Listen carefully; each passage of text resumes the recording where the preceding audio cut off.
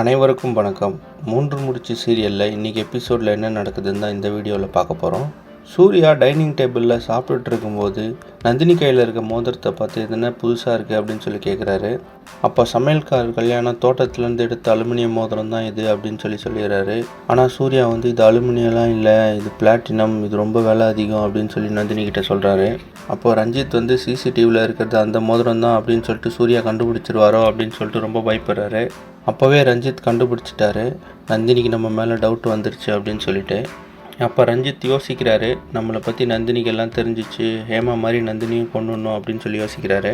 அதுக்கப்புறமா மாதவி கிட்ட போய் நந்தினி ஜவுளி கடையில் உங்கள் மேலே கையை வச்சது ரஞ்சித் தான், அவரோட மோதிரம் தான் இதுன்னு சொல்லிட்டு மோதிரத்தை காட்டுறாங்க. ஆனால் மாதவி கேட்குறாங்க, இது ரஞ்சித் தான் பண்ணான்னு உனக்கு தெரியுமா அப்படின்னு சொல்லி கேட்குறாங்க. அப்போ நந்தினி ரஞ்சித் அந்த மோதிரத்தை தேடுறதுக்காக பண்ண வேலையை எல்லாத்தையும் சொல்லிடுறாங்க. அதுக்கு மாதவி சொல்கிறாங்க, நீ இந்த விஷயத்த சூர்யா கிட்டலாம் சொல்லிடாத, அவனுக்கு தெரிஞ்சால் கொலையே பண்ணிவிடுவான், நீ அமைதியாக இரு, இந்த விஷயத்தை பற்றி நான் கொஞ்சம் யோசிக்கணும் அப்படின்னு சொல்கிறாங்க. அதுக்கப்புறமா மாதவி பார்த்திங்கன்னா சுந்தரவல்லி கிட்டே போயிட்டு ரஞ்சித்தை பற்றி நந்தினி தப்பாக சொல்கிறா அப்படின்னு சொல்லி போட்டு விட்டுறாங்க. அதனால் சுந்தரவல்லி நந்தினி அடிச்சிடுறாங்க. உண்மை தெரிஞ்ச நந்தினியை ரஞ்சித் என்ன பண்ண போகிறாரு, இல்லை ரஞ்சித் கையும் களவுமா சூர்யா கிட்ட மாட்டுவாரா அப்படின்றத அடுத்தடுத்த எபிசோடில் பார்த்து தெரிஞ்சுக்கலாம். இந்த மாதிரி 3 முடிச்சு சீரியல் அப்டேட்ஸ்க்கு நம்ம சேனலை சப்ஸ்கிரைப் பண்ணுங்கள், ஃப்ரெண்ட்ஸ் அண்ட் ஃபேமிலிக்கு ஷேர் பண்ணுங்கள். நன்றி.